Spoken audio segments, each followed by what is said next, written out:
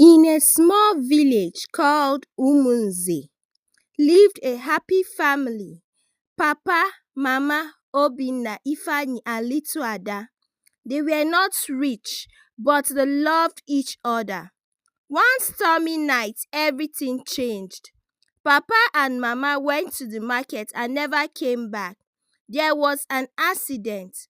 Obinna, just 12 years old, became a father and mother to his brother and sister. Obinna knew he had to be strong. He woke up early every day looking for small jobs.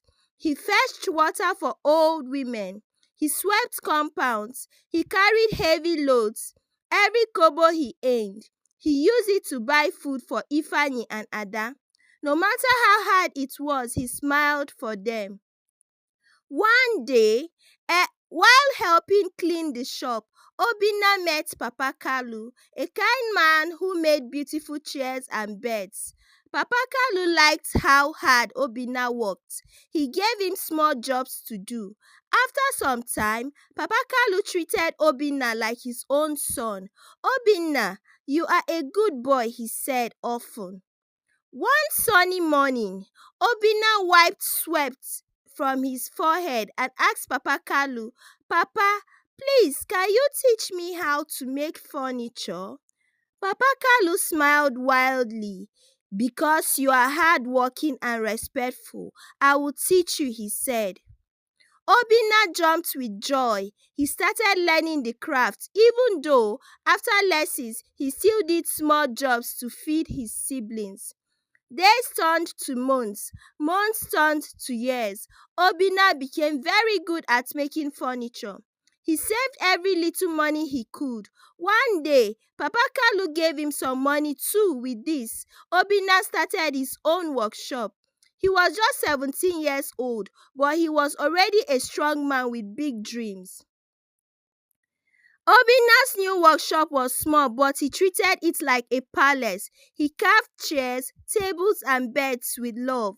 Soon, people from different villages came to buy his furniture. Obinna became known as the boy with the golden hands. With the money he earned, he put Ifeanyi and Ada into a good school. They were so proud of their big brother. One hot afternoon, Obinna was carving a beautiful chair when he looked up. Two girls were walking by, laughing and chatting. One of them was the most beautiful girl he had ever seen. Her name was Chidinma and her friend was Nkechi. Obinna wiped his hands on his clothes and quickly called out, "Hello, please wait." Chidinma and Nkechi stopped and smiled. Obinna shyly told Chidinma that he liked her. Chidinma laughed sweetly and said, "I like you too." From that day, they became friends. The next day after school, Chidinma and Nkechi stopped by his workshop. Obinna bought them biscuits, minerals, and granuts. It was the beginning of something special. Chidinma was not from a rich family. Her father was a retired headmaster, and her mother sold vegetables. Life was hard. Chidinma had a big dream. She wanted to become a nurse and help people. But whenever she told her father, he would say, "Find a rich man to marry. We have no money for school." Chidinma cried many nights. One evening, Obinna visited Chidinma's house. He bought gifts, foodstuffs, soap, wrappers, and even small money for her parents. He sat with her under the mango tree and said, "Chidinma, don't worry. I will help you go to nursing school." Her eyes filled with tears. Nobody had ever believed in her dreams like Obinna. From that night, she knew Obinna was special. Obinna used part of his savings to buy a nursing form for Chidinma. Chidinma and Nkechi both sat for the exam. They read every night by candlelight. After some weeks, the results came out. They both passed. Everyone danced and sang. Obinna promised to pay all Chidinma's school fees. Chidinma and Nkechi packed their little bags and moved into a hostel in the city. They shared a small room with a tiny window. Every weekend, Obinna would visit them, bringing fruits, yams, rice, and money for pocket expenses. Chidinma studied hard because she didn't want to disappoint Obinna. One holiday, Chidinma went to the village stream to fetch water. A rich-looking woman named Chika saw her and said, "You are very beautiful. I want you to marry my brother. He lives in America and is very rich." Chidinma shook her head. "I have someone I love already," she said politely. But Chika was not ready to give up.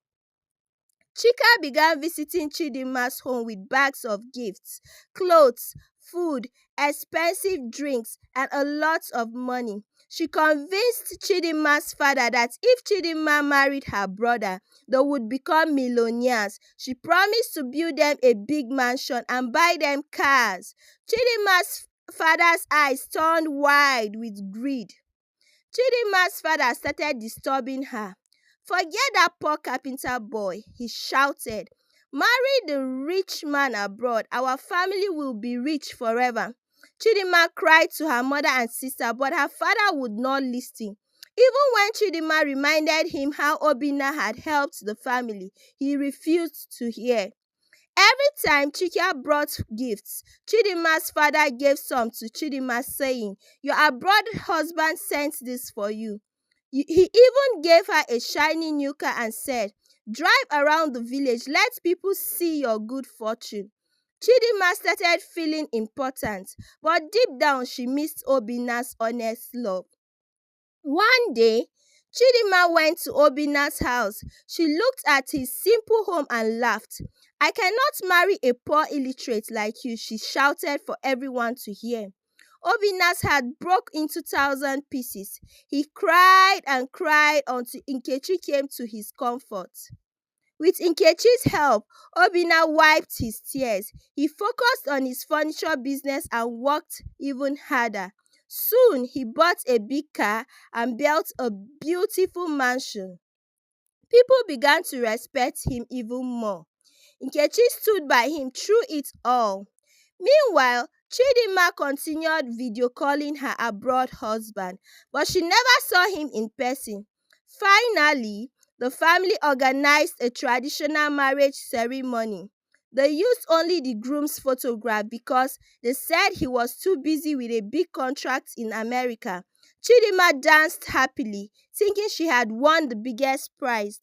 After the marriage, Chidinma moved into Chika's mansion. At first, everything seemed beautiful. Gold chairs, marble floors, rich food. But soon, strange things began to happen. Her so-called cousin-in-law, Onyeka, started making evil moves toward her. The mansion felt less like a palace and more like a prison. One evening, Onyeka cornered Chidinma into the corridor. "You are my wife," he whispered wickedly. Chidinma pushed him away and ran to tell Chika and her mother-in-law. She thought they would help her, but what she heard next almost made her faint. Chika crossed her arms and said coldly, "That husband you think you married, he died long ago." Chidinma's eyes widened. "He was caught selling drugs in America and was killed." Chika continued, "You must now marry Onyeka and give us children." He was the only son. Chidinma's heart broke. The beautiful house became a cage. The rich clothes felt like chains. She refused to eat. She refused to smile. Every time she said she wanted to leave, Chika would threaten her. "If you try to run, you will regret it forever." Late one night, Chidinma sat by the window and cried silently. She remembered Obinna's kind face. She remembered Nkechi's friendship. She knew she had made the biggest mistake of her life. "I must find Obinna," she whispered to herself. Early one morning, Chidinma packed her few things in a small bag. She sneaked out of the mansion when everyone was sleeping. Her heart pounded in her chest as she ran towards the village. She didn't stop until she reached Umunze. Breathless and dusty, Chidinma reached Obinna's workshop. She smiled, imagining him opening his arms for her. But when she entered the compound, her smile froze. Obinna was outside holding a baby. Beside him stood Nkechi wearing a wedding ring. Obinna and Nkechi were now husband and wife. They had a beautiful baby boy. Obinna looked healthy, handsome, and even richer than before. He had built a big mansion and bought 2 cars. Chidima's leg became weak. Tears flooded her eyes. Chidinma fell to the ground and begged Obinna, "Please forgive me, take me back." But Obinna only shook his head sadly.